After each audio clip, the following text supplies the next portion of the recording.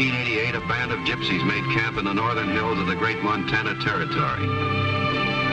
As a rule, gypsies don't remain long in one spot, but this band had been in this location for more than a year. And here was the reason: copper, material for their craftsmanship. And there were other minerals. The band had staked out claims all over the region. Most people in the area thought this was all right.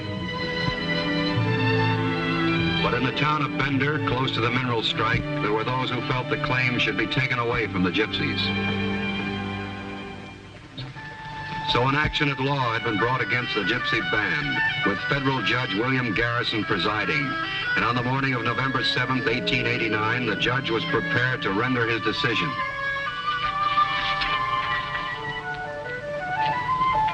Mr. Boyd. Be right there, Your Honor. You've got nothing to worry about. You or your people. Everything's going to be fine.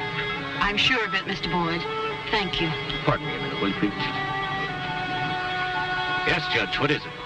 Mr. Boyd, this case never should have come to court in the first place. The defendants may be gypsies, but most of them were born in this country. They're American citizens, and they have every right to those mineral claims. I'm sure you're right. Then you might have done a better job in representing them. In my opinion, you've let your clients down badly. I don't know what your motives are, Mr. Boyd, but I consider your work to have been very poor procedure. Fortunately, however, there are federal laws that protect such people. Now, you may tell your clients that I'll render my decision at 1 o'clock sharp.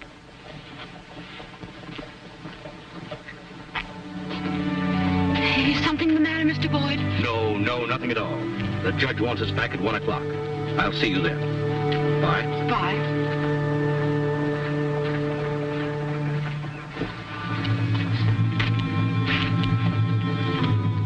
The judge is going to give his decision at 1 o'clock. I'm pretty sure it'll go in favor of the gypsies. What went wrong? Thought you were going to be able to throw that case. I tried, but it didn't work. We've got to stop that decision from being made, that's all. How do you figure on going about it? That's up to you. At midnight tonight, his territory becomes a state. After that, the judge won't have the power to make those decisions. So, break it up. I don't care how, just break it up. That sounds pretty rough. You want your share of those mineral rights, don't you? Then break it up. Okay, boy. You're the boss.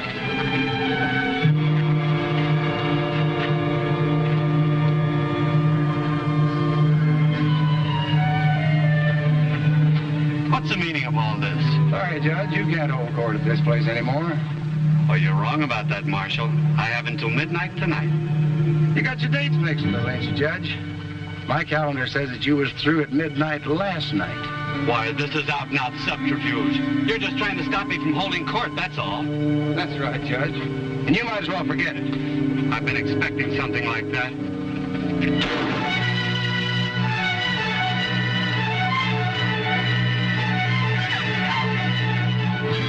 Put you in jail, Judge, for killing a man. That was in self-defense. He would have shot me. I'm sorry, Judge. You'll have to tell that to a jury. This whole thing is a frame-up, Miss Angela. Get word to Denver for me, the federal authorities. Get a writ of habeas corpus. Oh, no, you don't. No. A writ of habeas corpus, Miss Angela. Habeas corpus. Take him inside and put him in the cell. All right, Judge, inside. Well, we were lucky. He played right into our hand. Yeah, we'll keep him locked up till midnight and turn him loose. Oh, no, we won't. We'll hang on to him. What do you mean? What for? But you said after midnight he has no jurisdiction here. I've been thinking that over. We kept him from announcing his decision before the deadline, but if we turn him loose, he could claim we forced him to do so. He could make it stick. What do we do with him? Keep him locked up. We'll get a jury together, try him for murder, convict him, and hang him. We'll never get away with it. Oh, yes, we will. It'll all seem perfectly legal. But isn't there some way somebody can get him out of jail? He told that girl to get some kind of a writ or something. A federal writ of habeas corpus? Yes, but she'll never get that word to Denver. Not a chance of it. But Mr. Boyd was wrong. The gypsy girl did get the message through to Denver. And 3 days later, 2 federal Secret Service men rode into the new state of Montana. And one of them carried the legal means of freeing a man from jail. Habeas corpus, deliver the body.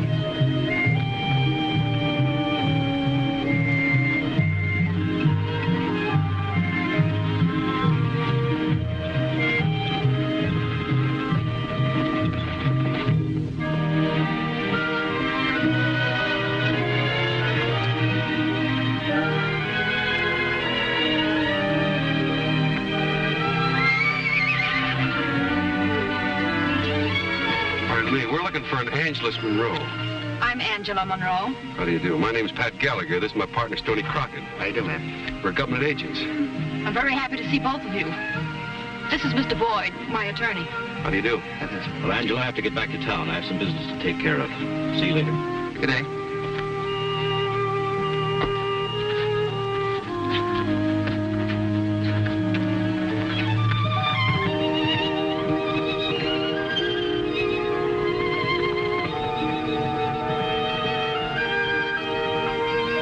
Mr. Boyd has been trying hard to keep my people from losing our mineral rights. Your people are gypsies, aren't they? Yes, they are. You don't usually find gypsies this far west. We might not be gypsies much longer. My people want to settle down here. We will if we're given a chance. You sent a message to Denver, miss, about a federal judge who was being held prisoner. That's right. Did you bring the writ with you? Yeah, we brought the writ. Who's holding this judge? The town marshal of Bender. What are they holding him for? Murder. But he shot the man in self-defense. What caused the shooting? Some men in town want to take our mineral rights away from us, and the judge was going to rule against them, and the gang knew they had to stop him some way. But he is innocent. Where's this marshal now? In the town of Bender. That's about 5 miles from here, south. Well, Stoney, I guess we better head for Bender. Goodbye, Miss Angelus. So long, man. Bye.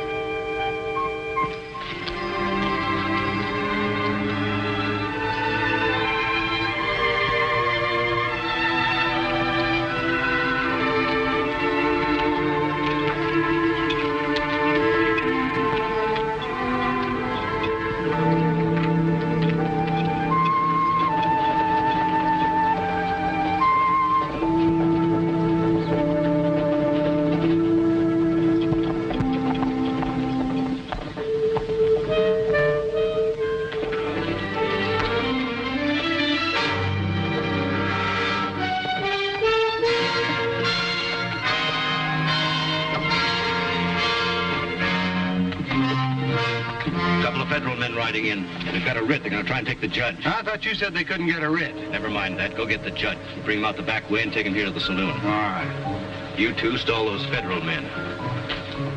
Here they come now.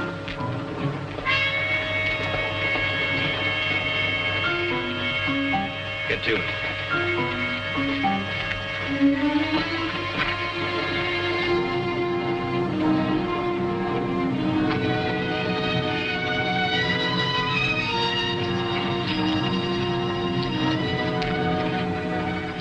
Just a minute. There's no visitors allowed in there. Well, we're not exactly visitors. Well, then who are you? Let's put it this way. Who are you? Well, it's none of your business, but I'm the new deputy. Where's the marshal? I don't know. Is he in there? I've told you once I didn't know. Well, if you don't know, you shouldn't mind if we go in and take a look. Listen, if you two keep on making a pest of yourself, I'm going to lock you up. I wouldn't try that if I were you. Yeah? Then maybe I ought to try this.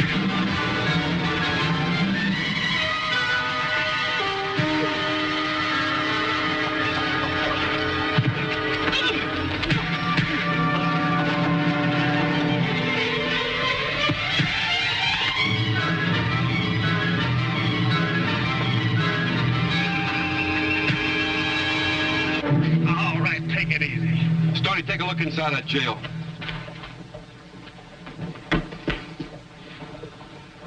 You're going to get in a lot of trouble for protecting a peace officer. A peace officer. We're officers ourselves, government officers. Hey, Pat, there's nobody in it. The cells and the back door's wide open. I think this whole thing was started just to stall for time. What'd they do with Judge Garrison? I don't know what you're talking about. Where's the marshal? Come on, start talking before I really get rough.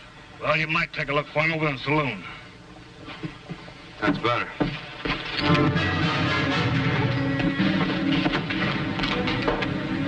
Some people just won't learn, will they?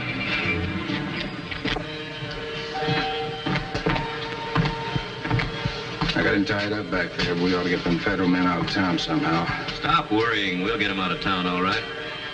What are you doing with the coat? Belongs to the judge. Grabbed it up when we left the jail. Put it back at the bar. I might have use for it.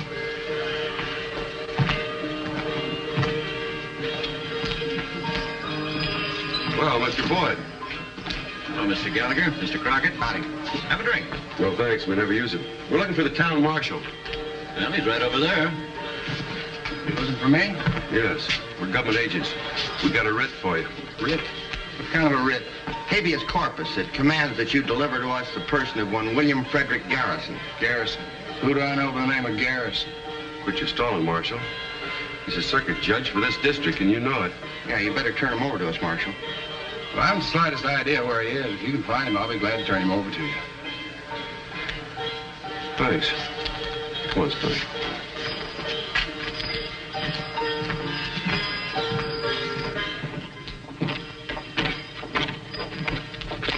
Stoney, I got a feeling they're lying. I got the same feeling.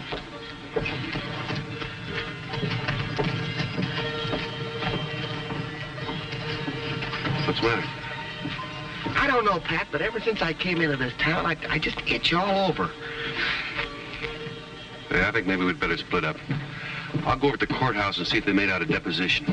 All right, now I'll go over to the post office and ask a few intelligent questions. All right. See ya. They're going to keep looking. They're going to look real hard. Now, we got to get them out of town somehow. Find Gomez and that other fella for me. I told you to stop worrying. I'll get him out of town.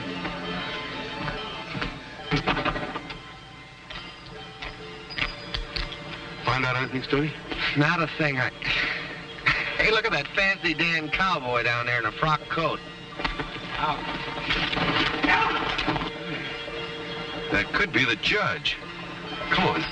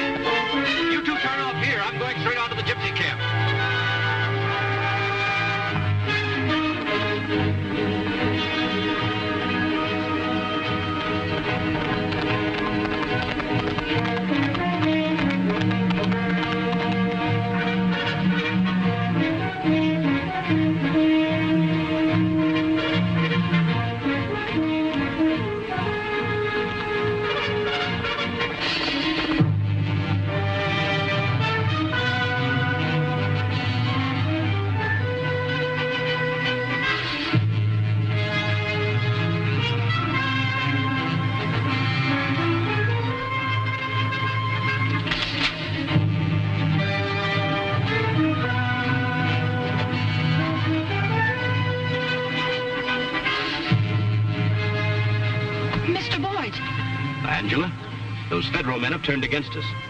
They've sold out to the other side. The federal men? But I sent for them. What do you mean, Mr. Boyd? The marshal talked to him. He offered them a share of the mineral rights. Now they're after me. He figured with me out of the way, they won't have any more trouble. All through this thing, my people have been on the side of the law. But if they try to hurt you, we'll fight.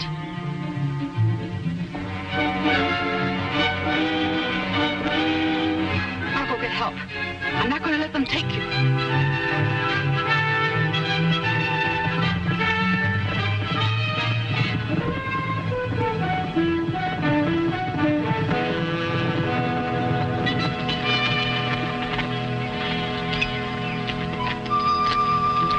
Oh, so it's you.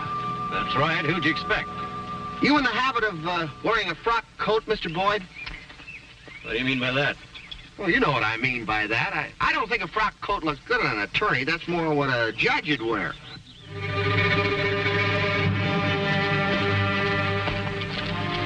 What do you want here? You don't seem very happy to see us. Where's the judge? You went into town to get him. We couldn't find him. But we're still looking. While I was in town, I stopped by the courthouse. Went over the transcripts of your case. Your attorney here hasn't been much help to you, Miss Monroe. You don't know what you're talking about. I think I do. This fight in front of the courthouse, were you there when it happened? Yes, I was. The judge was going to hand down his decision on the mineral rights. At what time? 1 o'clock. What are you driving at, Gallagher? You were the attorney on the case. Why weren't you there? I'd have been there when court was called. How long did the fight last, Miss Angela? Oh, I don't know. Was Mr. Boyd there during the fight? No, he wasn't. I didn't see him anyway. Where were you, Mr. Boyd? What are you inferring? I think you're part of the gang in town. As a matter of fact, you might even be the ringleader. You're out of your mind. No, now, come on. What happened to the frock coat, Mr. Boyd? What frock coat?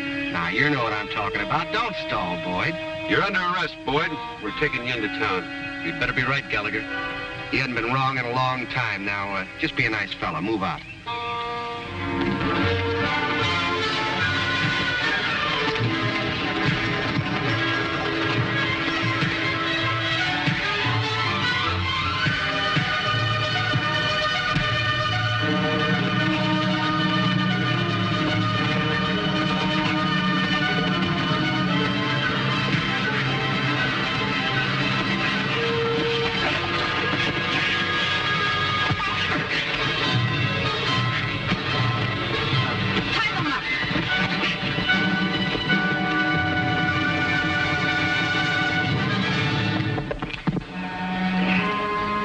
So she's on our side, eh?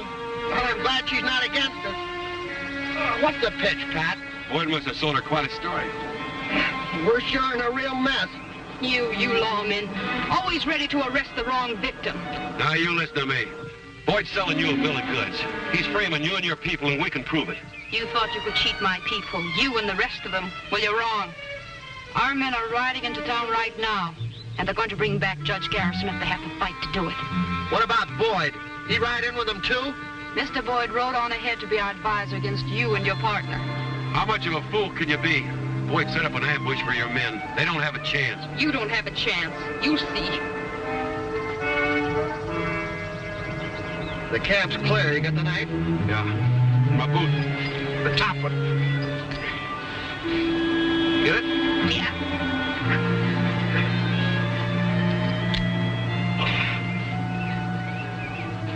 We've got to get to town before it's too late to help those gypsies. Yeah, but how are we going to do it? We don't know where the horses are and our guns are gone. We'll have to split up and find them. You know, cut the circle? Yeah. Look, you take the south end of camp. Yeah? I'll take the north end up near the rocks. The first one that finds the horses. Give the whistle. Right. Good luck.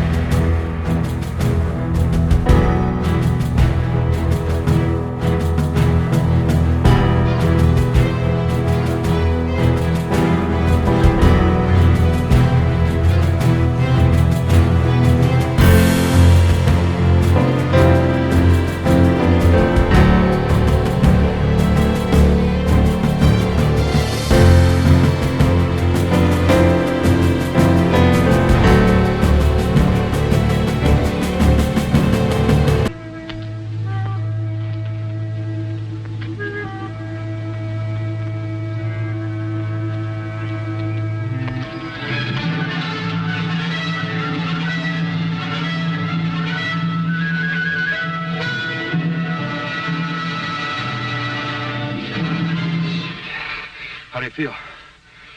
I'm all right. I'm sorry you landed so hard.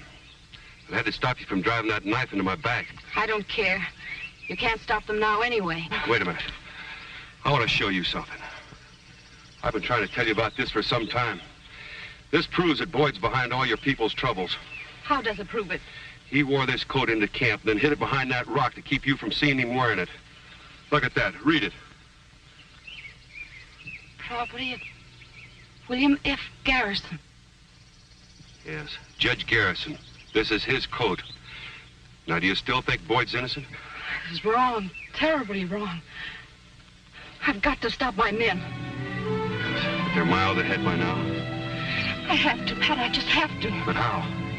We can go through the marshes. Do you know the way? Yes. Good. Now, my partner and I'll have to have our horses and our guns. Of course, come with me.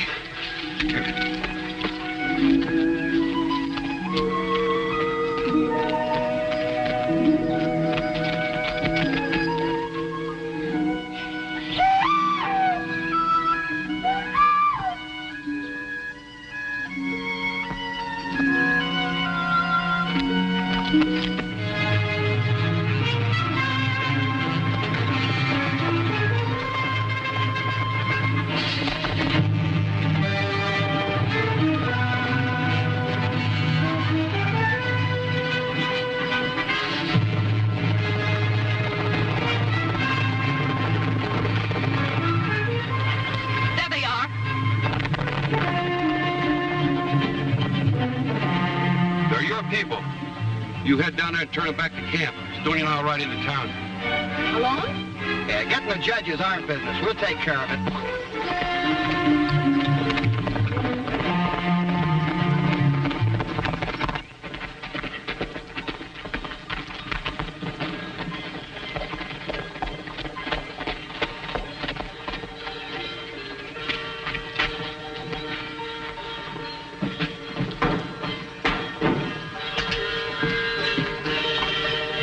The gypsies are coming into town to try to take the judge.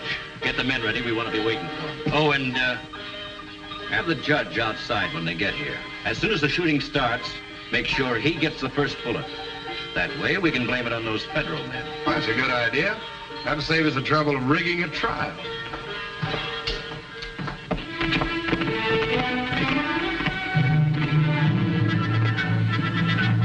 Well, looks like they're not going to show. Let's take the judge over to Carter's and try him as we planned. What kind of a trial will that be, Boyd? A rigged jury? A mockery? That's right, Your Honor. We're going to try you, find you guilty, and hang you before you even have time to think about it. You'll never get away with this. The federal government will act somehow. They've tried to act before, Your Honor. All they've done so far is pull boners. Look, federal man. Let them come. We're ready for them.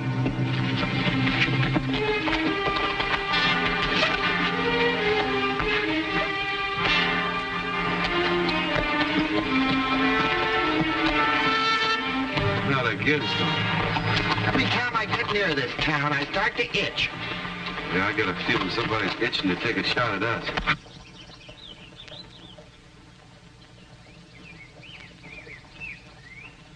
Come on. One word out of you and you get a bullet right through your head.